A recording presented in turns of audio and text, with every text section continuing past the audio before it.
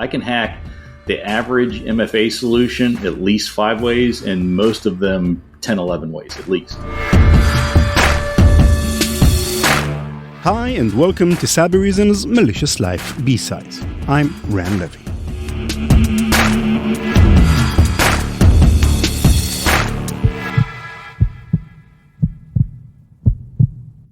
If you've been following cybersecurity news for the past, 20 years, I don't need to tell you that passwords are not a great solution for authentication.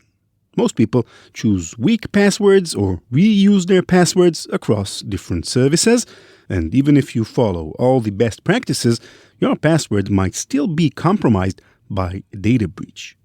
The basic problem with passwords is that they are but a single piece of evidence that you are who you say you are. Evidence based on what you know. That is, the assumption is that you are the only one who knows your password. Reused, easy-to-guess, or compromised passwords all negate this basic assumption. Multi-factor authentication tries to solve this problem by providing the user with other ways to prove he or she is indeed who they say they are, with something they have, like a USB security token, for example, something they are, like a unique fingerprint, or somewhere they are, like using a GPS to verify your location. Combining 2 or more such authentication factors greatly increases the likelihood that you are indeed who you claim to be, which is why MFA has become so popular. But this episode's guest says that this sense of security is false. That many, if not most, current implementations of multi-factor authentication, and in particular SMS-based authentication, are not nearly as secure as we'd like to think they are. Roger Grimes has been fighting malware and malicious hackers since 1987. He was Microsoft's principal security architect for 11 years and has written no less than 13 books and 1,100 articles on computer security. He is currently a Data-Driven Defense Evangelist at Know2B, a company providing security awareness and simulated phishing training. Grimes spoke with Nate Nilsson, our senior producer, about the weaknesses of multi-factor authentication. Enjoy the interview.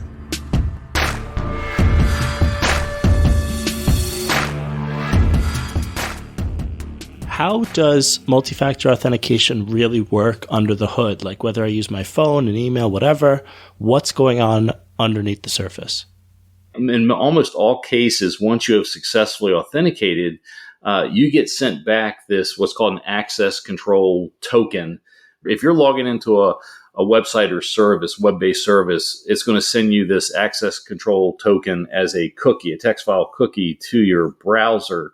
And then your browser is automatically submitting that or allowing it to be accessed by the website that you've logged into. So then when you're on that website or service or program, you're getting what's called authorization to access different resources based upon that access control token that you've been given.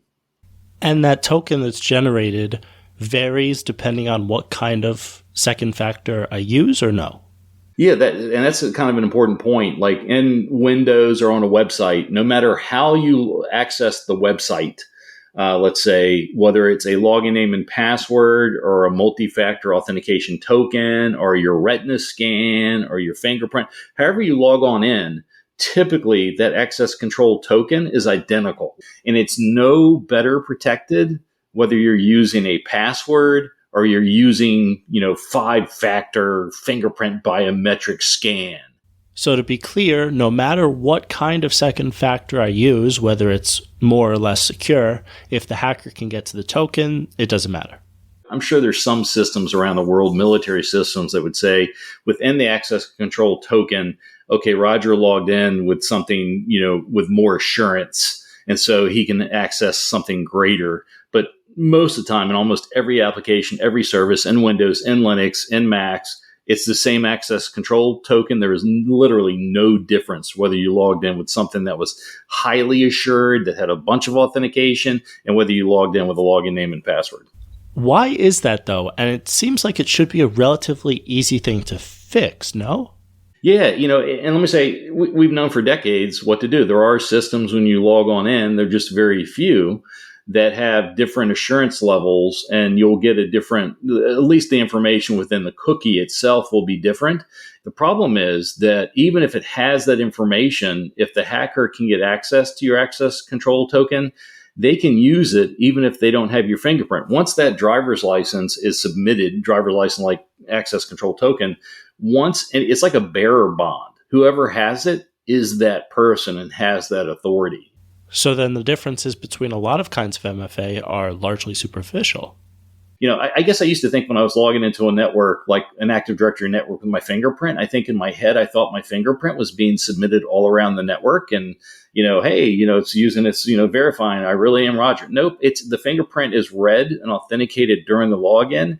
And then after that, that access control token in Windows and Active Directory network, it would be a Kerberos ticket in a lot of cases. It's identical whether I used MFA or not. What is the means by which a hacker would gain that initial access to your token? So there's a bunch of different ways. I mean, the simplest one is they could be in on your endpoint and they've compromised your PC. So you've got malware or the hackers on your computer and they can get your access control token there. Give me an example. How might that look? So a big example, again, this was back in 1980s, 1997, 1998. There's a big thing called Bancos Trojans. So these appeared in Spanish. They're kind of targeting Spanish and Portuguese, Brazilian banking websites. What they would do is break into a person's computer, just normal way, social engineering, unpatched software, something like that. Someone gets tricked into installing it. And then it kind of monitors your browser looking for what URLs that you're going to. So they'll monitor your URL, and then they kind of come awake when you're going to one of the sites that they're predefined to look for. They'll wait for you to log in. They don't care how you log in, whether it's a password or MFA. But then when you log on in and you're successfully in and they've detected that, they will usually open a second hidden browser session that's invisible to the end user. So the end user's in, and behind the scenes, this malware thing is, transferring all or a lot of your money to some other bank account. And the bank doesn't know it isn't coming from you because it's coming from your device that they've recorded as being the device you've used before. It's coming from your browser. The operating system has the same characteristics that you get, from your login. And then it doesn't know that it isn't you performing those tasks. Okay, but then at that point, surely your transaction activity would start to look quite suspicious to your bank. They actually have predefined in the Trojans how much money they can transfer without it kicking off an additional, are you sure you want to do this? But sometimes the Trojans have that built into it, and they will even change your email address and phone number so that if someone tries to send an email going, you sure you want to transfer all your money to this, Russian bank account? Yes. And that's been around since the late 1990s. And, it continues to be a very popular attacking method today. They're literally hundreds of gangs around the world, hundreds of malware programs stealing billions of dollars doing man-in-the-endpoint attacks like that. Is that then the most common way to defeat multi-factor authentication? Probably the most common way that it's accessed is by doing what's called a man-in-the-middle attack, is that they'll send you a phishing email that contains a rogue link. And so the victim is tricked into clicking on this rogue link. They think they're going to Microsoft or Google or, their bank or whatever. But if they were to hover over that link, that URL link, they would see that it isn't going, if they knew what they were looking for and knew how to read a URL, they would see that it's not really going to where they think it is. It takes them to this, what's called man-in-the-middle transparent proxy website or service. All it is this service that gets in between them. And then that service then connects their connection to the real website or service that the victim thought they were going to in the first place. And so now that man-in-the-middle website or service is in the middle, man-in-the-middle, between everything that the client types to the server and everything that the server sends back to the client. So from the client side, this man-in-the-middle website can steal the login name, the password, any digits. A lot of people get these 6-digit codes from MFA, can steal those codes and then log in as the user. If the website sends back any confidential information, so your social security number or your credit card number, or that cookie token is sent back, this man-in-the-middle website can get it. Are man-in-the-middle attacks really as easy for hackers as you're making it sound now? Sadly, 95% of MFA can be tricked by this man-in-the-middle website. It's a really common type of attack. For example, most password stealing malware today is enabled to look for and steal MFA credentials. So that's a couple of different kinds of computer hacks that could lead to defeating MFA. What about my phone? Because I know I use that for multi-factor authentication more often than not. Hackers many times will socially engineer victims and they'll act like the phone company and they give them their login name, password, and many times PIN to the telephone company, to the mobile phone company. The hacker will then take that and get that person's phone number transferred to their phone, to their burner phone, and then they'll reset the victim's different password accounts at their bank, their stock account, or something like that. And usually those resets will generate an SMS, short message service, that is sent to the person's phone number, and they have it transferred to the person's phone or to the hacker's phone. And the victim doesn't know anything. Their phone is just maybe unusually quiet. And if they actually look, they would see that it had an out of network sign at the top, but most people don't notice it. They're just like, oh, my phone's not working. And at first they don't think anything of it. But after an hour or two goes by, they start thinking something's wrong, but their phone's not working. They'll usually eventually use somebody else's phone, call the phone company. The phone company's like, oh, we transferred your number to your new phone. These SIM swaps, they're popular among hackers? Very, very popular.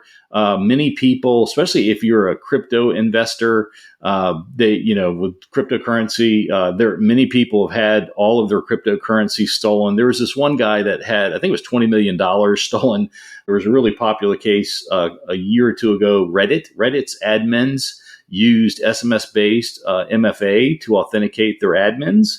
They were SIM swapped and had their information, had their MFA taken, and then the attackers broke in to Reddit and stole their customer databases, and I think even installed a Trojan somewhere in the network. Yeah, and I mean, we can talk about this story or that, but in the end, it still is a second layer of protection on top of your password, right? That's why we keep MFA around. Even if it's not perfect, it's something.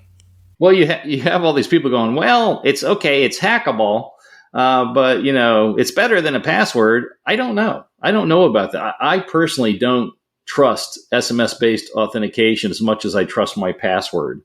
I mean, if it's really as bad as you're suggesting, are there people out there doing something about this? The U.S. government's been saying not to use SMS-based MFA since 1997 in the Digital Identity Guidelines. That's NIST Special Publication 800-63. It is literally the U.S. government 5 years ago said it's hacked so much, don't use it. But many times you don't get to choose whether or not you use it. The site or service you belong to uses it, and they like it because they send it to your phone number and everybody's got a phone and, oh, it's great. It's not so great. It's easy to hack.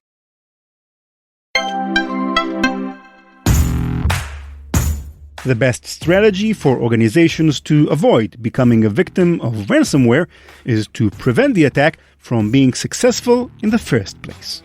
Cybereason remains undefeated in the fight against ransomware because it moved beyond alerting to deliver an operation-centric approach that detects and prevents ransomware attacks at the earliest stages of initial ingress and lateral movement.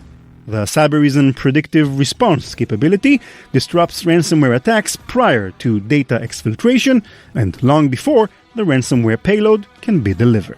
Visit cybereason.com to learn more about predictive ransomware protection and how your organization can realize both increased efficiency and efficacy through an operation-centric approach to security operations.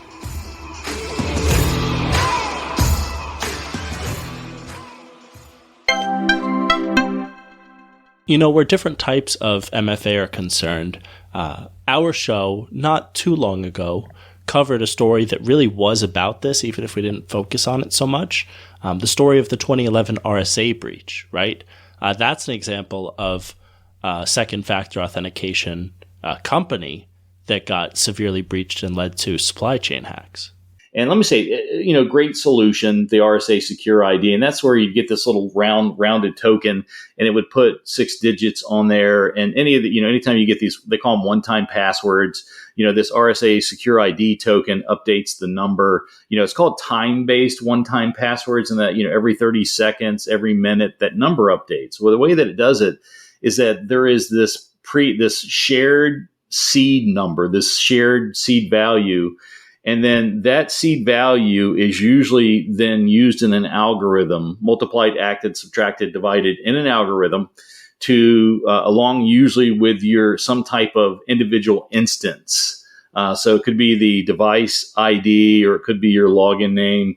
And then it's put into this algorithm, and then it's put against the current time to generate this number. And whenever you get a one-time password device, so Google Authenticator, Microsoft Authenticator, RSA Secure ID, whatever, this number is generated, that's got to be stored in an authentication database somewhere that's used to verify, are you putting in the right number? And if somebody can get access to those seed databases, then they can create an unauthorized additional instance of your MFA that gives you the same one-time code. The big attack was probably a decade ago. The RSA company was broken in, and the attackers, which were eventually identified as Chinese APT, Advanced Persistent Threat, found that there was a server that backed up everybody's seed values. So RSA had this. It was supposed to be offline or heavily, secured server that had a backup of all the seed values, so that if somebody lost their seed value database, RSA could kind of rescue you without you needing to update all your tokens. The hackers got to that, found it was online, downloaded all the seed values, and then proceeded to use those seed values to break into different companies, including Lockheed Martin, and they stole some information from Lockheed Martin.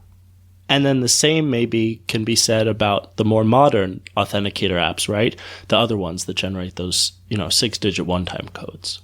A lot of like if you install Google Authenticator, those instances of Google Authenticator are typically, if you're at a company, you have a server at your company that is running Google Authenticator, and that's where the seed values are. And if somebody gets a hold of the Google Authenticator seed values of your company, there is software out on GitHub, out on the internet, that anyone can download that will allow them to make additional Google Authenticator instances. And it has been used to rob people. There are lots of people on the internet, Coinbase users and Binance users. A lot of times the poor cryptocurrency people get attacked a lot, that are like, oh my God, I thought I was protected by MFA, but it got stolen. And all they did was maybe accidentally leave their QR code. When you set up Google Authenticator, a lot of times it'll send you this QR code. The wild thing is it stays good forever. So if a hacker ever finds that QR code, even if you've deleted it, but you haven't emptied your mailbox, they can then create an additional instance of your Google Authenticator codes, and you would know nothing about it. All right. Are there any other common types of MFA that our listeners might be using now that are hackable besides the ones that we've already mentioned? Yeah, so a really common MFA solution today is what's called push-based authentication, where you get this code or you get this alert that's sent to your phone or your other device going, hey, is this you logging in? And sometimes they'll include your, the city that you're in, your physical location. They might include your IP address. They might tell you, oh, you're using Windows, or, what your browser is. And they'll say, is this you logging in?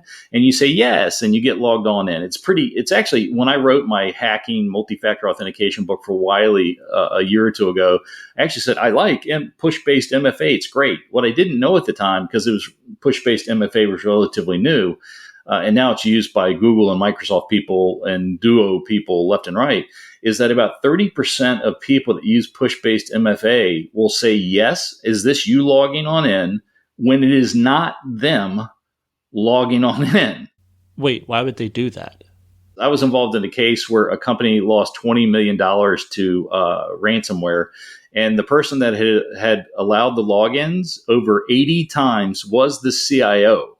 And we were interviewing the CIO, and we said, hey, why did you allow these 80 rogue logins? Because the location said Russia. And this was located in Texas. And the person's, listen, you just told me, I was just told that if I got this prompt, just to say, okay. just to say yes. And so hackers and ransomware people routinely come up with these organizations with push-based MFA and will hit the people, and the people will approve it. Sometimes they'll do it late at night, and the people will be trying to sleep. And so they're getting this push-based authentication where they're like, no, no, no. And the person's like so tired, 1 o'clock in the morning. Yes, they think it's like an errant batch file or something. And they finally say yes and go back to sleep, All right. And before we finish up this part of the conversation, there are some other, even in my view, more interesting ways to hack MFA that maybe aren't as common or as realistic, but are much more fun and interesting from a technical perspective. Yeah, so these are real world attacks, but not necessarily super common. But if you have most MFA devices have a private key, a private encryption key, or some type of private. You usually have multiple private keys that are stored on them. And people, probably the most out there attack is that if you have an electron microscope, and I used to think an electron microscope, it costs $10 million. You can buy a used electron microscope for a couple hundred to a couple $1,000s. And certainly every, college that wants one has one, but it's, and certainly nation states have them. But there actually is open source software that if you have an electron microscope, you can download this open source software, and it's made to work with particular multi-factor authentication solutions or Microsoft BitLocker, where they'll actually use electron microscope, look at the memory chip or firmware that's related to that MFA device, and they can actually at the molecular level identify the molecules that are used in the memory storage system to identify there's actually a particular pattern of those molecules where it's a secret key. And they can actually identify the secret key at the molecular level using a USB key. But forget using electron microscope. Do you got $10 for canned air? Most memory chips today, if you're using any type of product that has a memory chip, that has these secret keys, it turns out they can actually use canned air, spray it on the memory chip for like a minute till it gets all frosty white, then take that memory chip to a system and look for your private keys. And again, there's open source software, and that's called a memory freeze attack. It's been around for well over a decade. I've seen it done in real life against one of my systems. It works quite well. Or let's say a USB key. There's like 1,000 or thousands of people on this planet that if you give them a smart card, they can actually plug in that smart card and wirelessly use the signals that emanate, the wireless signals that emanate from the chip on the smart card. They can actually identify your private key and steal it. And it's a subculture. There's a whole subculture of people. That's what they do, is strip your USB cards and then activate them and steal the private key stored on the smart cards. So if someone gets your device physically, just know there are thousands of people trained in this world, nation state, and just hobbyists that can steal your secret key in a multitude of different ways. And by the way, you're talking about we're going through different ways. I've come up with over 60 ways to hack MFA, different types of MFA. I can hack the average MFA solution at least 5 ways, and most of them 10, 11 ways at least. So with all of the risks that you've described just now in great detail, and all of the risks that we didn't have time to get to in this episode, the obvious question for me becomes, should we stop using MFA? No, good question. I think everybody should use phishing-resistant MFA wherever they can to protect valuable data and systems, because good phishing-resistant MFA does stop a large percent of attacks. And for that reason alone, you should use phishing-resistant MFA when and where you can. Which kinds of MFA count as phishing-resistant? Yeah, so there's a lot of different ways that your MFA can be phished, but primarily I'm talking about that initial example, that man-in-the-middle attack where they could, steal your access control token. If I can send you an email, and if you click on that rogue link, if it bypasses or hacks your MFA, that's easily phishable. What's one good example of one of those phishing-resistant MFA solutions? And it's kind of interesting. Like if you get a YubiKey, a YubiKey, a USB key that you stick in the side of your laptop, is really an awesome device. And it can be implemented in what's called FIDO, which is Fast Identity Online, which is a non-phishable, phishing-resistant MFA standard called FIDO.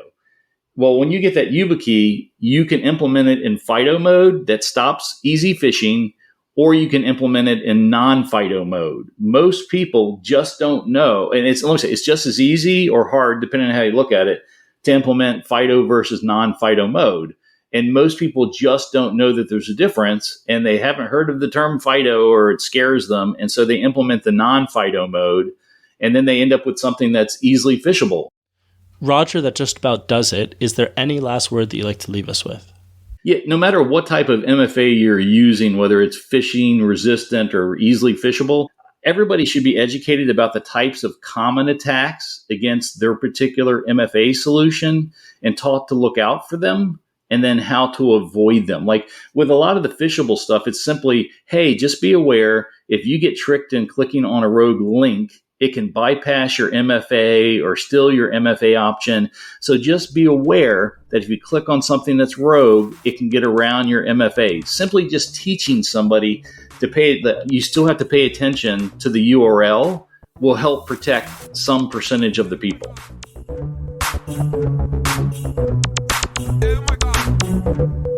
CK music.